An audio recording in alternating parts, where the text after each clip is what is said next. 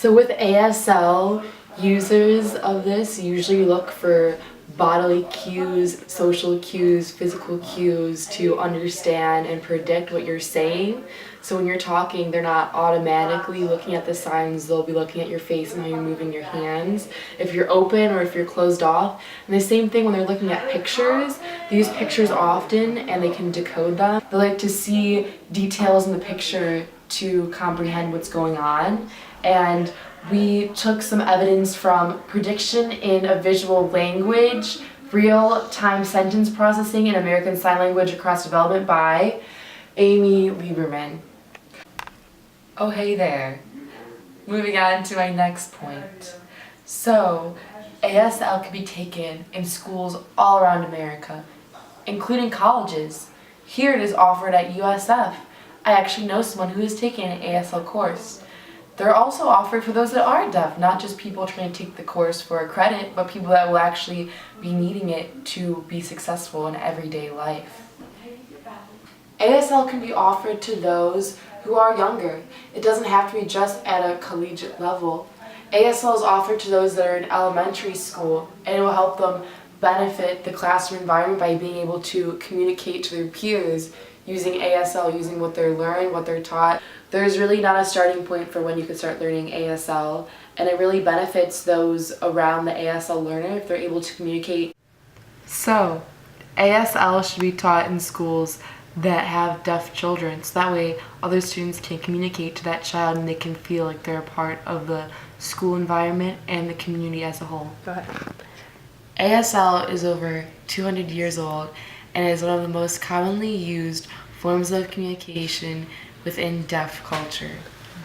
ASL is most widely used in the American Deaf Society, and it is suggested that sign language be introduced to the patient as early as possible. This could be as young as 2 years old when they're starting to form sentences. To look at formal and informal student outcomes as well as staff and parent perceptions during the first 3 years of implementing a bimodal bilingual ASL and spoken English program within an ASL milieu at a small school for the deaf. Speech and language assessment results for 5 students were analyzed over a 3-year period and indicated that the students made significant positive gains in all areas, although results were variable. Staff and parent survey responses indicated primarily positive perceptions of the program. Some staff identified ongoing challenges with balancing signed and spoken language use. Many parents responded with strong emotions, some stating that the program was, quote, life-changing for their children and families.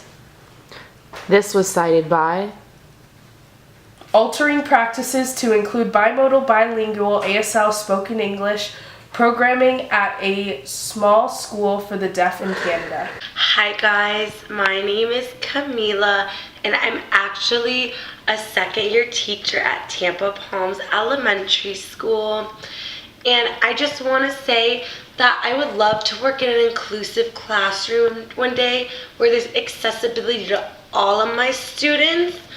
For example, the ABCs are usually written on the walls in only the English language. But what about if we had the ABCs written on the walls and it showed visual pictures with the sign language interpretation as well? Accessible, inclusive classroom, everyone's happy. Right now, I'm on a Canvas account of a friendly USF student user who's taking American Sign Language.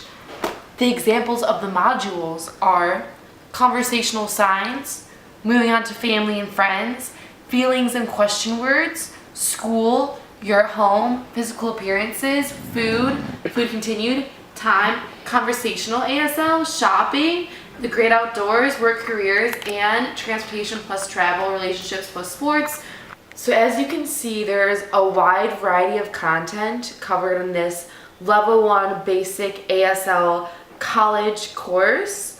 This information can be taught to younger age groups as well. This can be taught at different levels, and it's already diving into some deep conversation. One thing that I learned from people within the deaf community is things that they would like hearing people to know, such as the basics. They want them to know food, water, bathroom, your basic signs, as well as please, thank you, goodbye, hello, things like that.